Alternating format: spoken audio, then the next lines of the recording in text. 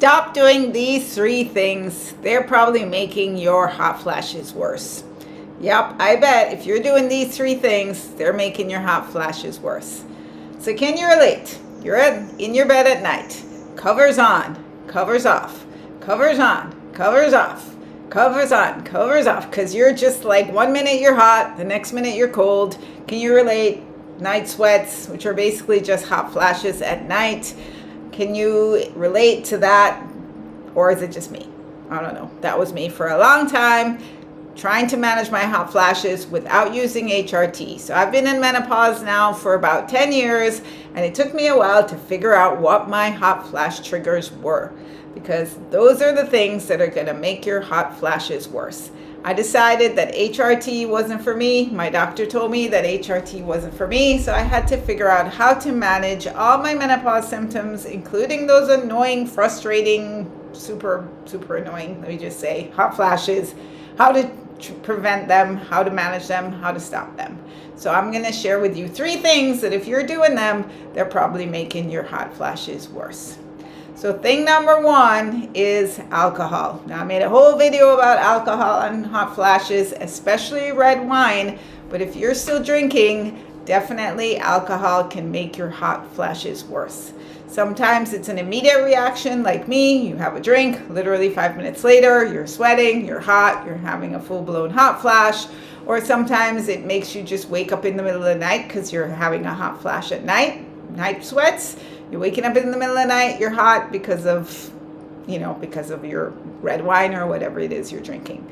So if you're drinking, you definitely want to think about cutting back because it's probably making your hot flash worse. So that's the first thing. Thing number 2 is managing stress. Yes, did you know that being stressed out is a trigger for hot flashes? I know we talk a lot about stress and the impact that it has on our life, but I didn't know that being stressed out or having a stressful day could trigger hot flashes, but apparently it can. So see how you can manage your stress. So many ways to manage stress: exercise, yoga, meditation, journaling, lots of ways to help you to manage your stress. And if you can figure out a way to manage your stress, you are going to be doing yourself a favor when it comes to your hot flashes.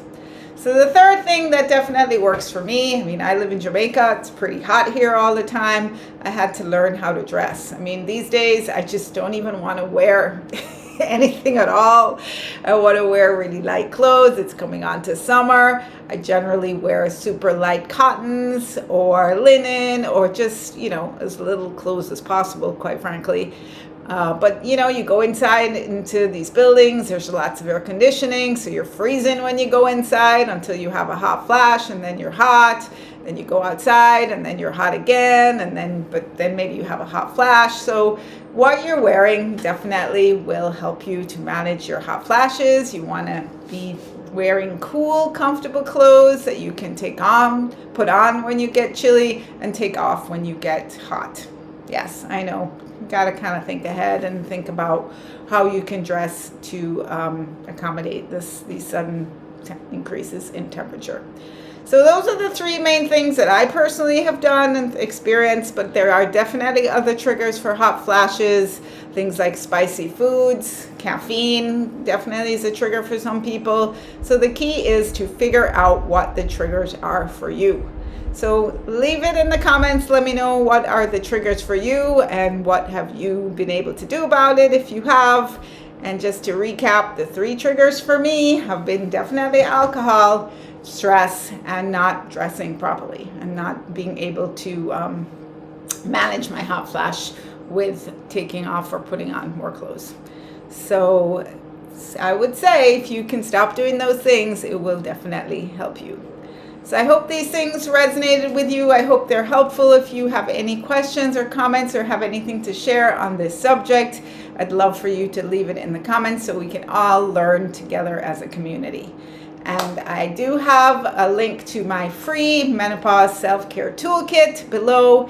In my toolkit, I've got lots of different simple practices to help you manage menopause your menopause symptoms without HRT.